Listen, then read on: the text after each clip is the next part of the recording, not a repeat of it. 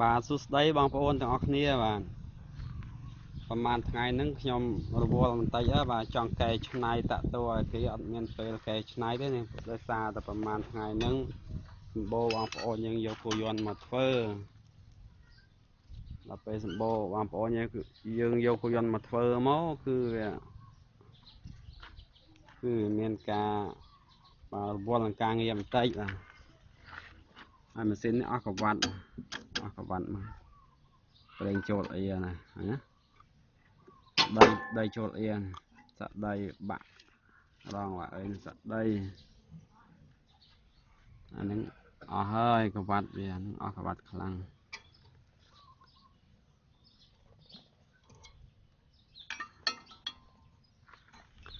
អាហ្នឹងបានរើទៀតបាទចាប់ដើមរើម៉ាស៊ីនសរើម៉ាស៊ីនទាំងអស់ណាក៏រើម៉ាស៊ីនដែររើទាំងម៉ាស៊ីនរើទាំងប្រអប់លេខវាហៀធ្វើធាអីដូរវាចឹង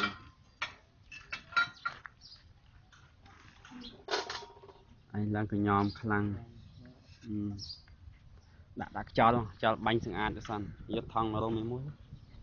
ថង់រុំវាស្អាតហើយមានបងប្អូនយើងសំណុំពរបាទសំណុំពរឲ្យខ្ញុំបង្ហាញវីដេអូនៃការថែទាំម៉ាស៊ីនឥឡូវខ្ញុំនឹងបង្ហាញបាទជួចទៅសិនផ្លុំស្អាតសិនហើយខ្ញុំនឹងជាមួយឆ្លៀតពេលបាទខ្ញុំនឹងបង្ហាញមកវីដេអូនៃការថែទាំម៉ាស៊ីនឥឡូវចាំខ្ញុំថតវីដេអូនៃការថែទាំម៉ាស៊ីនព្រោះអីមានបងម្នាក់ក៏សំណុំពរឲ្យខ្ញុំបង្ហាញហើយខ្ញុំនឹងបង្ហាញគាត់បាទ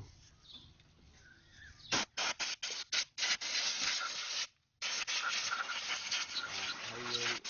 អាចបង្ហាញពីការថែទាំម៉ាស៊ីនហ្នឹងយើង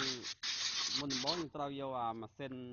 អត់មិនយកអាម៉ាស៊ីនជួសជុលទេយើងយកអាម៉ាស៊ីននៅសំណុំវា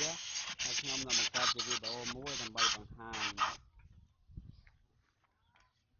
ថ្ងៃនេះគ្រាន់តែបង្ហាញវីដេអូនៃការជួសជុលបាទrepair ជួសជុលម៉ាស៊ីនប្រហែលថ្ងៃហ្នឹងគឺមកមានញឹករហូតចង់ទៅឡើងឆ្នៃតាក់ទោឲ្យប្អូនម្នាក់បាទនៅខាងខេត្តឧត្តរមានជ័យមកកំងដែរអត់បានធ្វើឲ្យទេដោយសារតែប្រហែលថ្ងៃហ្នឹងរវល់នឹងការកែច្នៃរវល់នឹងការជួសជុលដូច្នេះការកែច្នៃហ្នឹងប្រហែលជាមួយថ្ងៃពីរថ្ងៃទៀតចាប់ដើមធ្វើបដិអាហ្នឹងគាត់តែបង្ហាញម៉ាស៊ីនហ្នឹងគឺម៉ាស៊ីនអស់កវ៉ាត់ស៊ីប្រេងបាតពេលបមកបាទពេលយើងបើកបគឺផ្សែងមកចូលភ្នែកផ្សារភ្នែកអាហ្នឹងអស់កវ៉ាត់ហើយនិយាយរឿងប្រេងបាតវាគឺស៊ីបាទថែមរហូតហើយបើសិនណាបើយើងអត់ថែមទេបាទបើសិនណាបើយើងអត់ថែមទេវាអាចធ្វើឲ្យខាសប្រេងម៉ាស៊ីនគប់ពេអាហ្នឹងកាន់តែអស់ធ្ងន់ទៀតបាទហើយប្រេងម៉ាស៊ីនហ្នឹងតាមខ្ញុំស្មានមើលបើយើងនៅសល់ប្រហែលខ្ទង់1លីត្របាទ1លីត្រតែទួចបាទវាស៊ីអស់លីងបាទ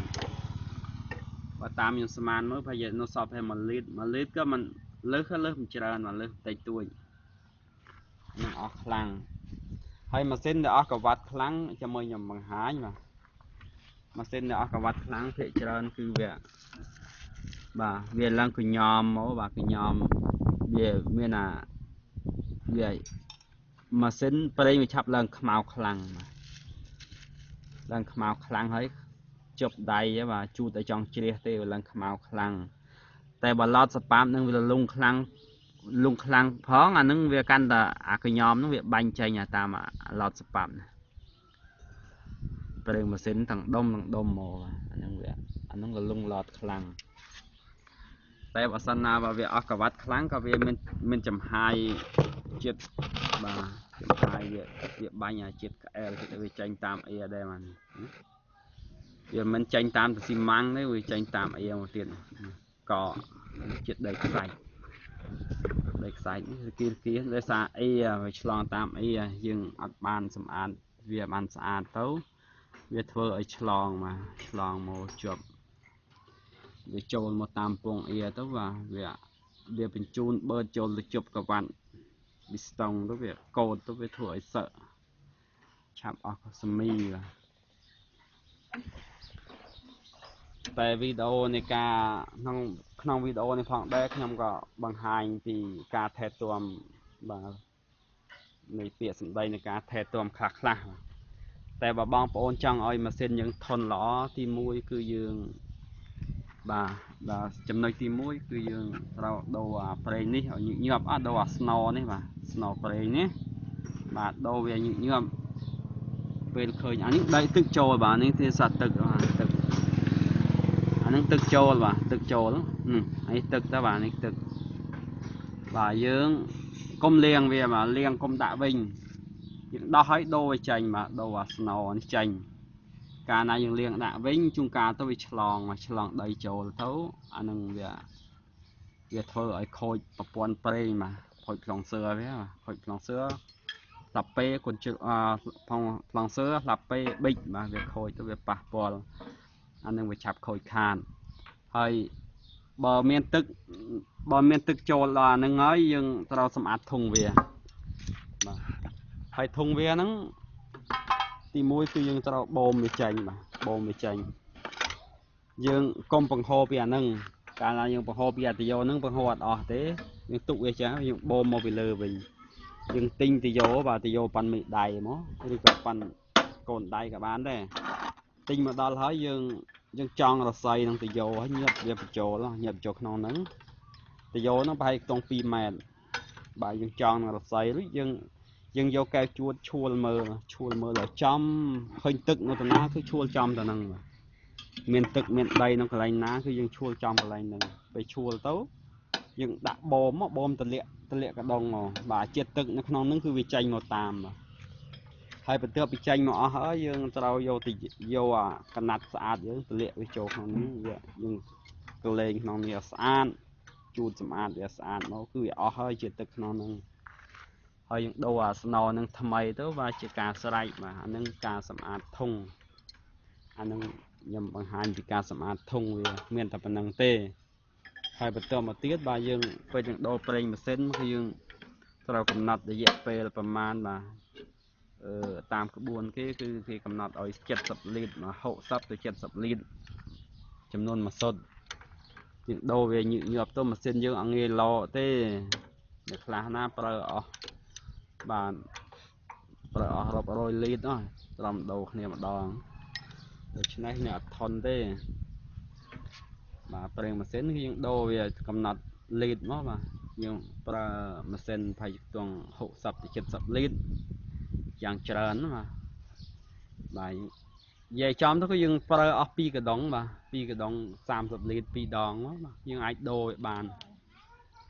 បាទដូរវាម្ដងមកវាមិនងាយខូចទេតែភាគច្រើនគឺបងប្អូនយើងប្រើអ្នកអត់ឆ្លាញ់ម៉ាស៊ីនអត់ចេះថែទាំម៉ាស៊ីនយើងឲ្យតទៅមុខគឺប្រើរហូតដូច្នេះអ្នកអត់ធន់ទេបាទអានឹងវីដេអូហ្នឹងគឺបង្ហាញពីចំណុចខ្លះថ្ងៃហ្នឹងគឺខ្ញុំបង្ហាញពីការរុះរើនេះជាងកំពុងតែរុះរើហើយជាងហ្នឹងគឺចាប់ដើមកាន់តែជំនាញខ្លះហើយមិនយល់ខ្លះហើយជាងប្រហែលថ្ងៃហ្នឹងគឺរើរហូតបាទរើម៉ាស៊ីនរហូត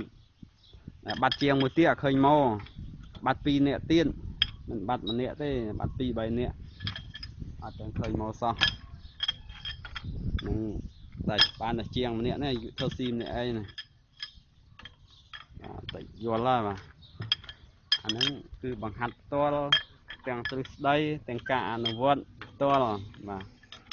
បង្ហាញនៅចំណុចបាទចំណុចល្អទៅគឺឆាប់ចេះហើយខ្ញុំបង្ហាញចំណុចនឹងមួយទៀតឥឡូវដោះឲ្យចេញដោះឲ្យសិនចំពោះម៉ាស៊ីន Mac ET បាទ ET គឺអត់មានរងស្ពាន់នៅនឹង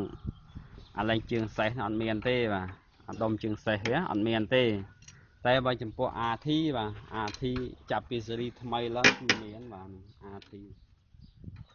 110 RT សេះឡើងមកទៀតគឺមានបាទ កន្លែងហ្នឹងគឺមានរងស្ពាន់មួយតែកុំភ្លេចដាក់វិញព្រោះភាគច្រើនគឺកូនជាងមួយចំនួនគាត់អត់ចាប់អារម្មណ៍បាទនេះណាតើនេះវាមានរងស្ពាន់មួយដោះរងស្ពាន់កន្លែងហ្នឹងនេះរងស្ពាន់